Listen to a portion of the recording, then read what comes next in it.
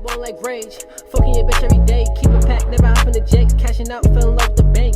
She looking at me and she like me. Now her nigga wanna fight me. Can't do it, can't fuck on my white tee. I'ma do him like Nike. What's good, YouTube? It's your boy Sean. I'm back with another video. Now today, I'm gonna be telling you about 3 Durag textures and how they benefit the hair. So without further ado, let's get into this video. Number 1, velvet durags.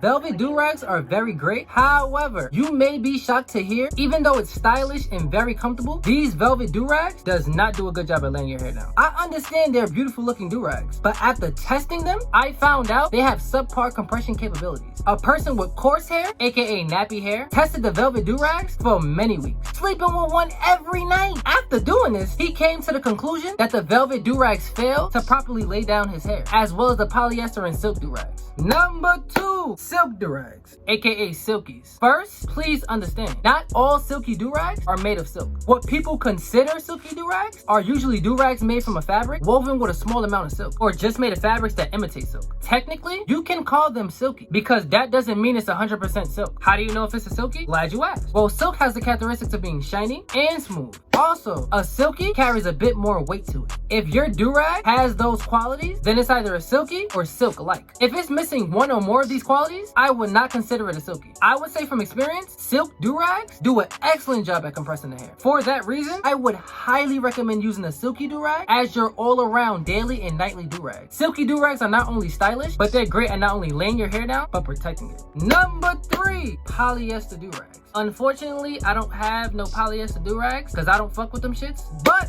we not gon' panic, my nigga. We not gon' panic. I still know what the fuck I'm talking about. Polyester durags are not that popular in the wave community. Shit, the braid community either. This is why I don't have one. Them shits is not valid. Bro, I swear to God, if you wear one of these shits, I don't give a fuck if it's school, I don't give a fuck if it's work, church, you're gonna get roasted, my nigga. Despite the lack of popularity, these durags are still used by a large majority of people due to the fact that they're inexpensive and always available. Think about it. If you live in New York City, you know, my nigga, you can't just go to the corner store at the Ox and be like, yo bro, can I get a silky or a velvet durag? No, nigga. They gonna look at you and they gonna point at that polyester durag you can see through from down the block. These durags tend to be woven from polyester. Polyester is a man-made synthetic fabric, which is why it's so inexpensive. These polyester durags are not only very lightweight, but you can easily see through the fabric. Shit is like looking through a screen door. Yo, bro, tell me why when I was in the 5th grade, my nigga, I'll never forget this day, bro. I had a polyester durag on, bro. My nigga, a whole lunch table roasted me. Tag teaming and shit. The niggas who was roasting me didn't even know each other, my nigga. These niggas became friends of shitting on me. That shit was crazy, my nigga. Life-changing experience. And that's it for today's video. Hope you guys liked it, you guys enjoyed it, and most importantly,